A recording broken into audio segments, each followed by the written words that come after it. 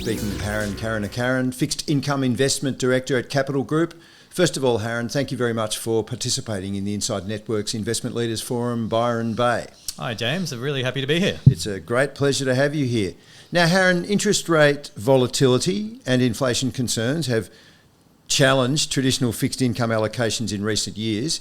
How should investors think about the role of duration in a defensive portfolio today, April 2025? So I think it's a good question and a really important one for financial advisors, because the bond yield environment that we're in now is very different to what we've seen over the last few decades, and that changes the role of fixed income potentially in a portfolio. I think in short, traditional fixed income, duration-based assets are much more interesting today, and will play a much more important role in providing that defensive ballast in clients' portfolios. I think now is exactly the time clients should be re-exploring whether to add duration into the portfolios or not, because that will have a significant impact on the risk and return profile of the end investors over the next few years. Bonds have historically provided diversification benefits, yet that correlation with equities that many people thought was a truism, it broke down in 2022. Do you see fixed income as having regained its defensive qualities, and what adjustments, if any, should investors consider? Yeah, I think 2022 was a very unusual event. It was the first time in 50 years that bonds and equities had sold off in the same calendar year. It's not something that I'd expect to repeat anytime soon.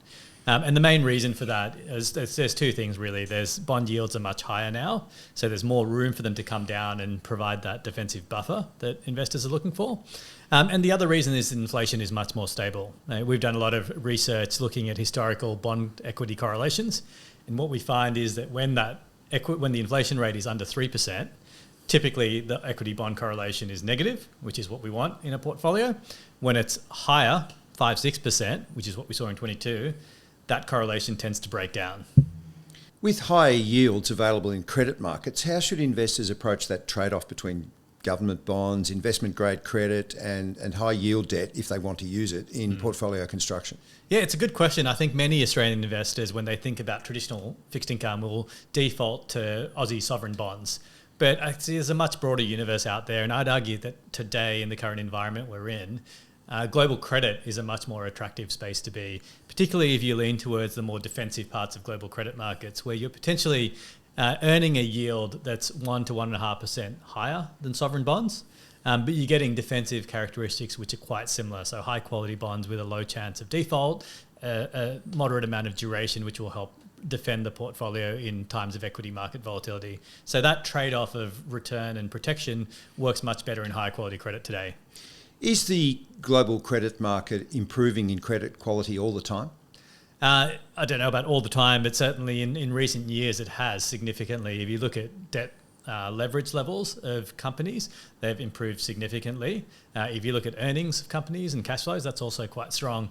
And what's driving that really is the underlying strength of economies. You know, in the US, as an example, but I think this is true of many global markets, a very strong labour market, strong wage growth is driving consumer spending, which accounts for about 70% of GDP growth. So as long as that engine keeps going, that flows through to companies' P&Ls and balance sheets, and it means the quality of corporate bond borrowers is much stronger than it has been historically. Fixed income markets globally present different risk-return profiles. So what are the key advantages of looking beyond domestic fixed income allocations, and how should investors assess and get to grips with global credit opportunities? Yeah, it's a good question. I mean, I think I would think about it as global fixed income markets and global credit markets in particular providing a bigger supermarket to go shopping in. So if you kind of use that analogy, I'd say Australian corporate bonds, it's like doing your grocery shopping at 7-Eleven. There's a very limited choice of products to buy, and also those products tend to be a bit more expensive than they would be otherwise. But global credit markets is more like going to a Costco, where you can have everything under the sun and prices are really cheap. Just to kind of show some numbers, the Australian investment grade market, there are about 100 companies issuing debt. In global markets, you're talking about 2,500. So it's a really different scale of opportunity, the breadth of opportunity, and the diversification you see globally is much greater. In Australia, over half the corporate bond market is the big four banks. So you're taking a lot of concentration risk in Australia, whereas in global markets, it's much more diversified across industries and across countries. Looking ahead, what are the biggest risks and opportunities in fixed income markets, and how should investors position, or how can and how should investors position their portfolios to navigate the next phase of the cycle? Yeah, I think the single biggest question investors should be asking themselves when they think about their defensive allocation broadly is it actually defensive? Will it provide that offset in a volatile equity market environment? And then choose fixed income assets that serve that role. So global credit, as I mentioned earlier, really ticks that box. But I think it's also important that strategies have flexibility to navigate a volatile and uncertain time. You know, we see the headlines every day, some new announcement coming out of the Trump administration that ricochets through markets. We want a strategy which is going to be able to navigate that, which has a amount of flexibility to shift across sectors, manage duration actively, but do so in a way that has some guardrails around it so it provides a predictable outcome for an advisor. Because I think the worst outcome you could have as an advisor is a strategy that looks very different to what you're going to be expecting it to. So going back to the basics of defensive, having duration, flexibility, but flexibility with guardrails, a predictable outcome that advisors can then present to their clients. Looking around the world as you do at Capital Group with an unconstrained approach, what's the most really interesting opportunity you're looking at in the fixed income world today? Yeah, I think global credit markets, if you look at them at the high index level, you could say they look a bit expensive relative to historical levels.